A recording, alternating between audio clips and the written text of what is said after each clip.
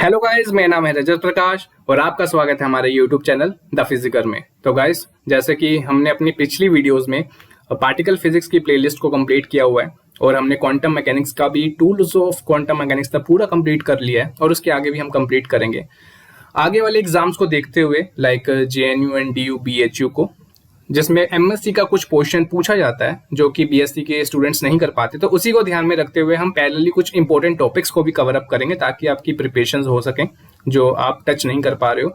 तो उसी को ध्यान में रखते हुए आज का हमारा जो लेक्चर है वो लैग्रेंजियन मैकेनिक्स पे है।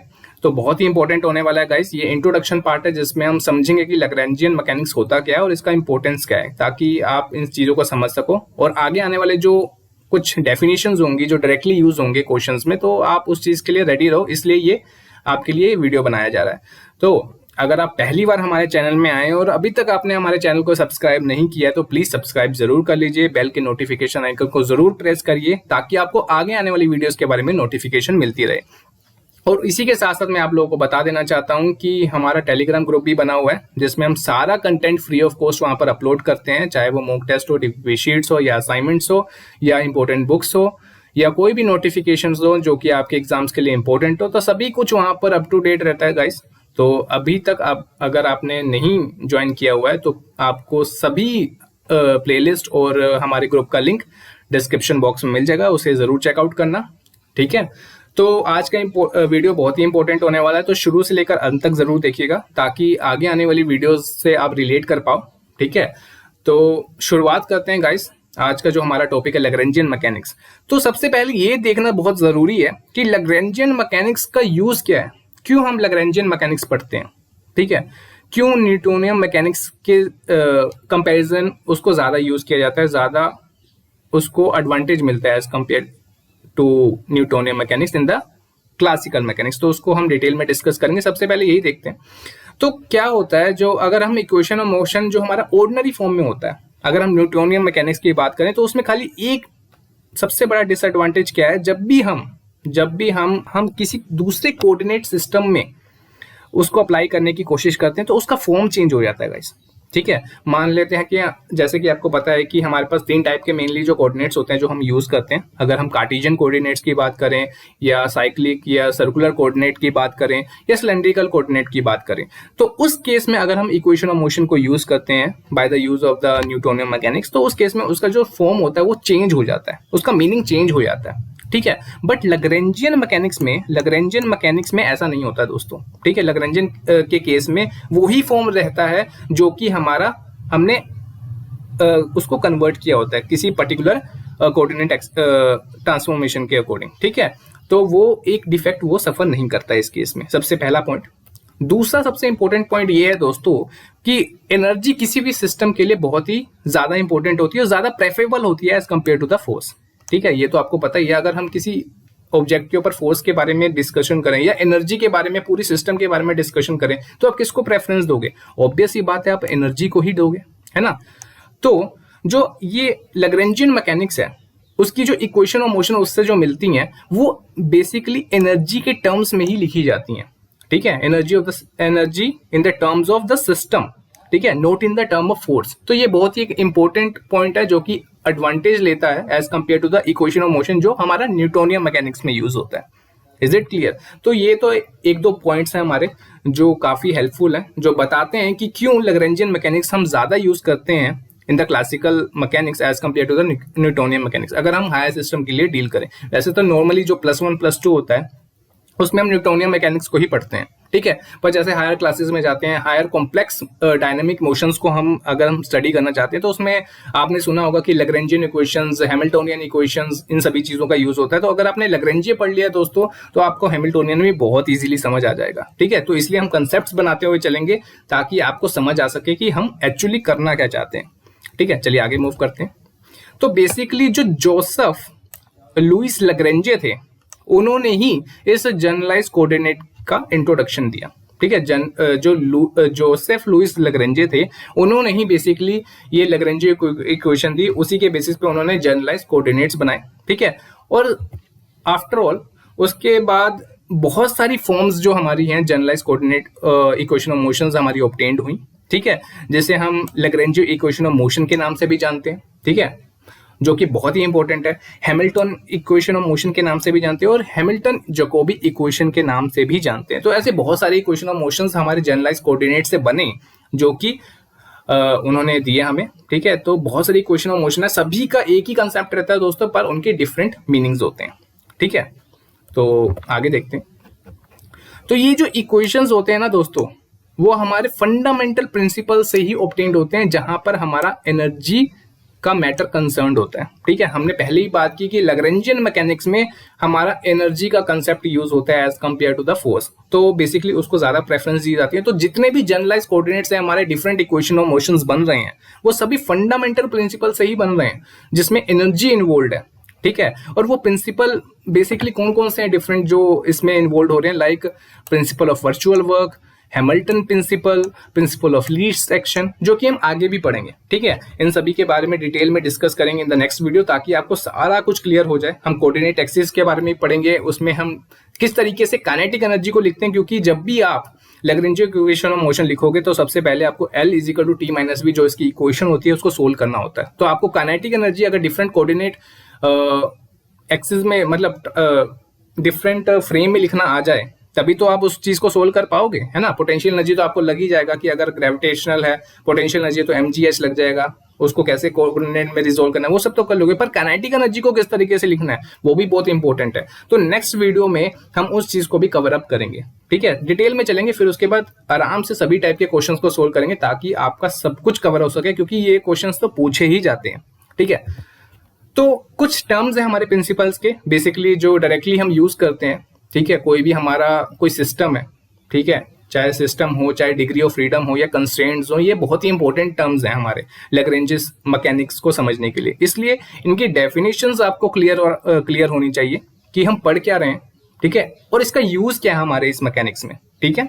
तो सबसे पहले हम सिस्टम की डेफिनेशन देख लेते हैं, वो क्या क्या रहा है। A system of particles of body is conception of singled out complex of particles or bodies which in general case interact with one another as well as bodies not included in the system। इसका मतलब क्या हुआ कि कोई भी एक system of particle है या बॉडी का, बॉडी मतलब हैवी बॉडी जिसको हम मटेरियल सिस्टम भी बोलते हैं, तो वो एक बेसिकली ऐसा कंसेप्शन है जिसमें हम बेसिकली एक दूसरे के इंटरेक्शन के बारे में डील करते हैं, ठीक है। चाहे वो बॉडीज हो, चाहे वो मटेरियल सिस्टम हो, तो हम कोई भी हमारा एक सिस्टम है जिसमें पार्टिकल्स हैं या बॉडीज हैं, बेसिकली हम किससे डील करते हैं कि किस तरीके से वो एक दूसरे को इंटरेक्ट कर रहे हैं, ठीक है।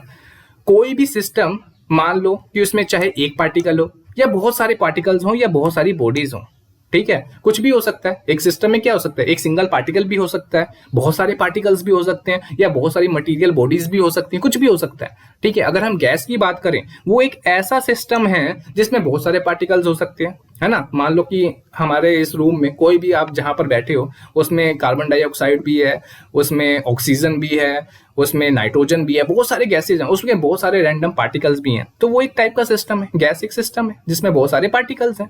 अगर हम अर्थ और सन का सिस्टम लें, अर्थ और सन का सिस्टम है, तो एक two material system body system हो गया, है ना, जिसमें दो हेवनली बॉडीज आपस में इंटरेक्ट कर रही हैं, तो वो भी एक मटेरियल सिस्टम है ना, जो आपस में इंटरेक्ट कर रही है बाय द ग्रेविटेशनल फोर्स, एक दूसरे को इंटरेक्ट कर रही है वो, है ना।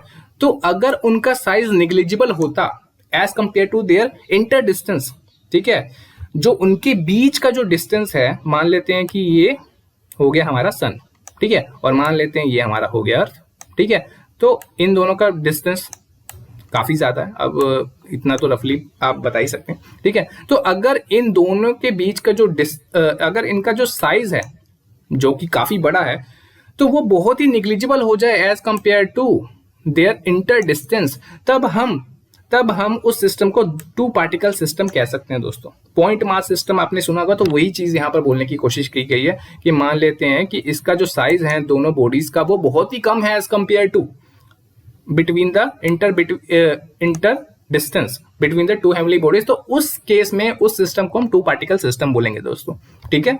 तो सिस्टम कुछ भी हो सकता है, बस आपको पता होना चाहिए क्या है क्या नहीं है। Is it clear? चलिए आगे बढ़ते हैं। तो डिग्री ऑफ फ्रीडम की बात करते हैं। डिग्री ऑफ फ्रीडम का मतलब क्या होता है दोस्तों, कोई बॉडी किसी डायरेक्शन में कितना अलाउ है कि किसी भी डायरेक्शन में वो मूव कर सकता है, बेसिकली डिग्री ऑफ फ्रीडम उसी को कहते हैं। ठीक है, मान लो कि मैंने आपको कहा कि आप आपने खाली एक्स डायरेक्शन में ही मूव करना है, तो आपकी डिग्री ऑफ फ्रीडम 1 हो गई। ठीक है, मान लो कि मैंने कहा कि आपको खाली एक्स और वाई डायरेक्शन में ही मूव करना है, ठीक है, तो आपकी डिग्री ऑफ फ्रीडम 2 होगी। क्यों? क्योंकि आपको 2 ही डायरेक्शन में मूव करना है। तो यही चीज होता है कि आपको अलाउ कहाँ कहाँ किया गया है कि कहाँ किस डायरेक्शन में आप मूव कर सकते हो। ठीक है, तो चलिए एक चींटी का उदाहरण लेते हैं। ठीक है, सपोज करते हैं कि एक कोई भी चींटी है जो कि स्ट्रेट वायर में मूव कर रही है। ठीक है, मान लेते हैं कि चींटी, एक सर्कुलर चींटी बना लेते हैं। ठीक है, मान लो एंटीना भी बना दिए, लो और बताओ, तो ये लो चींटी। अब ये एक स्ट्रेट लॉन्ग वायर में मूव कर रही है। ठीक है, तो खाली हमें एक ही कोऑर्डिनेट चाहिए उसकी पोजीशन को स्पेसिफाई करने के लिए किसी भी टाइम में, है ना। उसके कोऑर्डिनेट को स्पेसिफाई करने के लिए हमें खाली एक ही कोऑर्डिनेट चाहिए ना, पोजीशन को स्पेसिफाई करने के लिए एक ही कोऑर्डिनेट चाहिए किसी भी टाइम में। तो हम कह सकते हैं कि उस चींटी की डिग्री ऑफ फ्रीडम क्या है? 1, है ना। हम कह सकते हैं कि उसकी डिग्री ऑफ फ्रीडम 1 है, क्योंकि हम बोल ही रहे हैं कि वो उसको स्ट्रेट वायर में मूव करना है ना, एक ही सीध में मूव करना है। सपोज करते हैं कि वही चींटी है और उसको हमने बोला कि अब वो फ्लोर में मूव करे। अब चींटी जी आ गई फ्लोर में, लो जी, अब फ्लोर में आ गई है। अब उनको बोला गया है कि आपने इस फ्लोर में मूव करना है। ठीक है, अब हमें दो कोऑर्डिनेट चाहिए उसकी पोजीशन को स्पेसिफाई करने के लिए किसी भी टाइम में। ठीक है, मान लेते हैं कि ये x हो गया, ठीक है, और ये मान लेते हैं ये y हो गया। ठीक है, तो दो कोऑर्डिनेट्स ही चाहिए ना हमें, x में मूव कर सकता है या y में मूव कर सकता है किसी भी टाइम में। तो हम कह सकते हैं कि उस सिस्टम का डिग्री ऑफ फ्रीडम क्या है? 2 है ना, 2 ही जगह तो मूव कर पा रहा है, या तो x में मूव करेगा या तो y में मूव करेगा। ठीक है, अब उसी तरह मान लेते हैं कि एक मक्खी है, ठीक है, इसके पंख बना देते हैं, ये लो, एक मक्खी है जो कि स्पेस में मूव कर रही है, फ्री स्पेस में मूव कर रही है। ठीक है, तो उसकी डिग्री ऑफ फ्रीडम क्या होगी दोस्तों? 3 होगी, है ना। 3 डायमेंशनल स्पेस में अगर वो कहीं पर भी मूव कर सकती है तो उसकी डिग्री ऑफ फ्रीडम क्या होगी? 3 होगी। ठीक है, तो इन जनरल अगर मैं बोलूं कि number of degree of freedom of system को हम क्या डिफाइन कर सकते हैं कि कितने नंबर ऑफ इंडिपेंडेंट वेरिएबल्स हमारे पास हैं कि उसके पोजीशन को हम स्पेसिफाई कर सकें, तो उससे हम डिग्री ऑफ फ्रीडम हम बता सकते हैं। याद रखना, जितने नंबर ऑफ इंडिपेंडेंट वेरिएबल होंगे उतने ही उसकी डिग्री ऑफ फ्रीडम होगी। सिंपल रिलेशन है दोस्तों, इस चीज को मैं हाईलाइट भी कर रहा हूं, यहां पर ध्यान से देखना। ठीक है, कि number of independent variables which is necessary to specify the configuration of any dynamical system. ठीक है, तो इस चीज का आपको पता होना चाहिए कि अगर मान लेते कोई भी हमारे पास एक सिस्टम है, अगेन कोई एग्जांपल लेते हैं, मान लेते हैं हमारे पास एक सिस्टम है जिसमें खाली एक ही पार्टिकल है और उसका 3 डिग्री ऑफ फ्रीडम है। ठीक है, और मान लेते हैं हमारे पास 2 पार्टिकल है जो कि कहीं भी फ्री है मूव करने के लिए। ठीक है, तो उसकी डिग्री ऑफ फ्रीडम क्या हो जाएगी दोस्तों? 6 हो जाएगी, है ना। मतलब कहीं पर भी मूव करने को तो 3, है ना, कहीं पर भी मूव कर सकता है वो, तीनों डायरेक्शन में, एक्स वाई जेड में। और नंबर ऑफ पार्टिकल्स कितने हैं दोस्तों? 2 हैं। तो टोटल डिग्री ऑफ फ्रीडम क्या हो जाएगा? 3 × 2 6 हो जाएगा। तो यही तो चीज यहाँ पर बोली गई है। तो इन जनरल अगर हमने कोई एक जनरल फॉर्मूला बनाना है तो टोटल डिग्री ऑफ फ्रीडम कैसे कैलकुलेट कर सकते हैं? अगर हमारे पास एक सिस्टम है जिसमें n नंबर ऑफ पार्टिकल्स हैं तो उसकी टोटल डिग्री ऑफ फ्रीडम कितनी हो जाएगी दोस्तों? 3n हो जाएगी। कितनी हो जाएगी? 3n। मतलब n नंबर ऑफ पार्टिकल्स हो सकते हैं और कहीं पर भी वो मूव कर सकते हैं, तो टोटल डिग्री ऑफ फ्रीडम क्या हो जाएगा? 3n। Is it clear? ठीक है, यहां पर आपको डिग्री ऑफ फ्रीडम समझ आ गया होगा कि कितना वो इंडिपेंडेंटली किसी भी डायरेक्शन में मूव कर सकता है, तो उस चीज को हम डिग्री ऑफ फ्रीडम से डिनोट करते हैं। जितने नंबर ऑफ इंडिपेंडेंट वेरिएबल्स होंगे उतनी ही उसकी डिग्री ऑफ फ्रीडम होगी। सीधा आप रिलेशन यहां से बता सकते हो। Is it clear? चलिए आगे मूव करते हैं।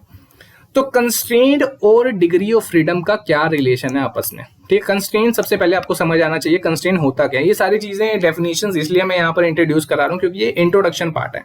ठीक है, यहाँ पर हम कुछ न्यूमेरिकल्स नहीं कर रहे हैं।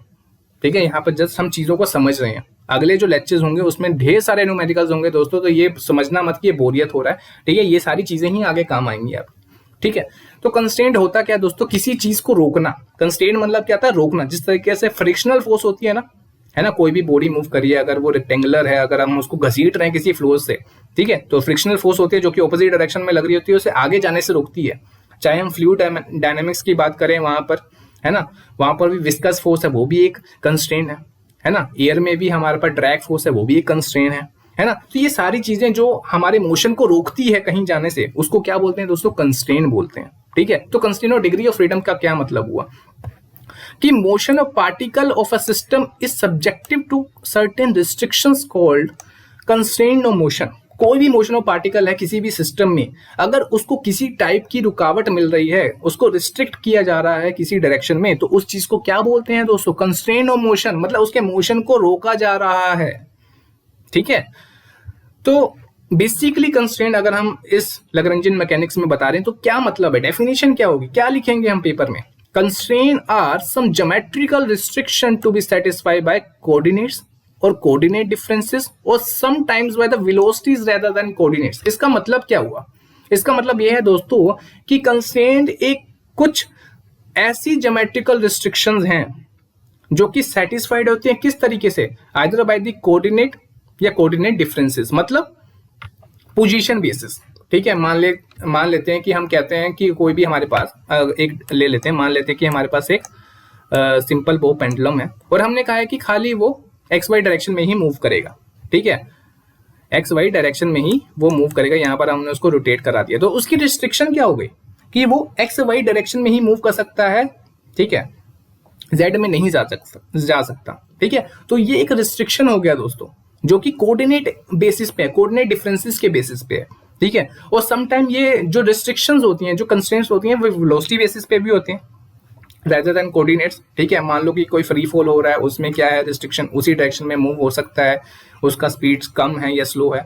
अगर हम कोई इंक्लाइंड प्लेन है, ठीक है, और उसमें फ्री रोलिंग वाला कंसेप्ट लगा दें, ठीक है, या मतलब नो स्लिप कंडीशन लगा दें और ये उस चीज को रोल कराएं, तो उस केस में भी डिफरेंट टाइप की कंस्ट्रेंट लगेंगे दोस्तों, नॉन होलोनोमिक कंस्ट्रेंट। तो उस चीज को भी हम डिस्कस करेंगे कि कंस्ट्रेंट भी बहुत टाइप्स की होती हैं दोस्तों, दो टाइप की होती है basically, holonomic constraint and non holonomic constraint. ठीक है, किस तरीके से आपको बताया जाएगा कि पोजीशन और वेलोसिटी के ऊपर किस तरीके से वो डिपेंड करता है, ये सारी चीजें हम डिटेल में डिस्कस करेंगे। बस आपको ये पता होना चाहिए कि जो कुछ कंस्ट्रेंट्स हैं वो हमारे कोऑर्डिनेट एक्सिस के बेसिस पे और कुछ वेलोसिटीज के बेसिस पे सेटिस्फाइड होती हैं। ठीक है, ये आपको बस पता होना चाहिए। तो कुछ एग्जांपल्स मैंने बताए, वो आपके लिए काफी हेल्पफुल होंगे। तो यहाँ पर एक एग्जांपल मैं और आपके साथ डिस्कस करूंगा। लाइक फॉर एग्जांपल, अगर हम एक मोल ले रहे हैं डायटोमिक गैस का, एक मोल ले रहे हैं डायटोमिक गैस का, तो उसमें क्या एक रिस्ट्रिक्शन है, दोनों एटम्स का जो पोजीशन है मोलिक्यूल में, है ना। अगर हम मोलिक्यूल की बात करते हैं दोस्तों, तो क्या उसका डेफिनेशन होता है कि एक से ज्यादा एटम्स हो तो उसको क्या बोलते हैं, मोलिक्यूल बोलते हैं। तो यहाँ पर डायटोमिक है दोस्तों, तो यहाँ पर दो एटम्स की बात हो रही है। तो मान लेते हैं कि दो एटम्स है हमारे पास। ठीक है, यहाँ पर मैं बहुत ही दूर दूर करके बना रहा हूँ ताकि आपको उसका डिफरेंस समझ आ सके। ठीक है, मान लेते हैं कि कोई भी कोवलेंट बॉन्ड हो, कोवलेंट बॉन्ड हो, तो यहाँ पर डबल बॉन्ड हमने बना दिया कि दो एटम्स एक कोवलेंट बॉन्ड के साथ जुड़े हुए हैं। ठीक है, और वो एक मोलिक्यूल बना रहे हैं। ठीक है, तो रिस्ट्रिक्शन क्या है इस केस में, इन दोनों एटम्स के बीच का डिस्टेंस जो कि एक बॉन्ड से बंधा हुआ है, इन दोनों के बीच का जो डिस्टेंस है सेम है। क्यों, क्योंकि वो एक बॉन्ड से बने हुए हैं, वो हिल नहीं सकते हैं। ठीक है, अगर हम बंध गए उस चीज में तो वो मूव नहीं कर सकता कहीं और डायरेक्शन में। ठीक है ना, तो वो सेम रहेगा। तो ऑब्वियसली जो कंस्ट्रेंट है रिड्यूस हो गया, रिड्यूस कर देता है हमारे इंडिपेंडेंट वेरिएबल्स को जो कि सिस्टम के लिए रिक्वायर्ड होता है ना। हमने बताया था कि जितने ज्यादा नंबर ऑफ इंडिपेंडेंट वेरिएबल्स होंगे उतनी ज्यादा डिग्री ऑफ फ्रीडम होगा। तो अगर मैंने इंडिपेंडेंट वेरिएबल को ही कम कर दिया तो मेरा डिग्री ऑफ फ्रीडम भी कम हो गया, है ना। Is it clear. तो इसका मतलब क्या हो गया, हर एक मोलिक्यूल के लिए we need 5 independent variable instead of 6। अगर हम दो एटम्स की बात कर रहे थे यहाँ पर और वो कहीं पर भी मूव कर सकते थे, तो यहाँ पर 3n जो अभी हमने डिग्री ऑफ फ्रीडम का पढ़ा उसके कंसेप्ट के अकॉर्डिंग क्या हो जाता, 3 इंटू 2 इंटू 6 हो जाता है डिग्री ऑफ फ्रीडम। पर एक कंस्ट्रेंट जो दो एटम्स के बीच का आ गया जिसने उसके मोशन को रिस्ट्रिक्ट कर दिया किसी स्पेसिफाइड पोजीशन में, तो उस केस में हमारा एक डिग्री ऑफ फ्रीडम कम हो गया, मतलब एक इंडिपेंडेंट वेरिएबल कम हो गया। तो 6 माइनस 1 इज इक्वल टू 5 हो गया दोस्तों। तो ये कंस्ट्रेंट जो था हमारा वो माइनस करके हमारा नेट जो हमारा डिग्री ऑफ फ्रीडम आ गया जो कि 5 आ गया, जो कि यही चीज बता रहा है। ठीक है, हर एक मोल के लिए अब हमें 5n इंडिपेंडेंट वेरिएबल्स चाहिए instead of 6n independent variables. तो जनरली अगर हम केस की बात करें, अगर हमारे पास k कंस्ट्रेंट है किसी भी सिस्टम के ऊपर और हमारे पास किसी भी सिस्टम को स्पेसिफाई करने के लिए n जो नंबर ऑफ इंडिपेंडेंट वेरिएबल जो हमें किसी भी सिस्टम को स्पेसिफाई करने के लिए चाहिए वहां पर n नंबर ऑफ पार्टिकल्स हैं, तो उस केस में हमारा जो इक्वेशन है वो रिड्यूस किस तरीके से हो जाएगा, 3n माइनस k की फॉर्म में। ठीक है, 3 मतलब किसी भी डायरेक्शन में मूव कर रहा है एक्स वाई जेड में, n is the total number of particles and k is the constrained motion. ठीक है, k is the constrained motion.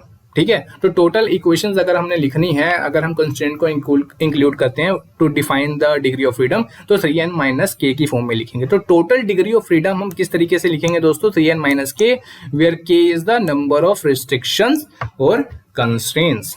ठीक है, तो ये चीज आपको ध्यान में रखनी है। ये चीज आप अभी भी पढ़ लो, कोई दिक्कत वाली बात नहीं है। आगे भी हम डिटेल में डिस्कस करेंगे जब हम बहुत सारे न्यूमेरिकल्स को अप्लाई करके देखेंगे। ये तो जस्ट आपको डेफिनेशन और कुछ एक एग्जांपल के बेस पे आपको समझाने की कोशिश की है।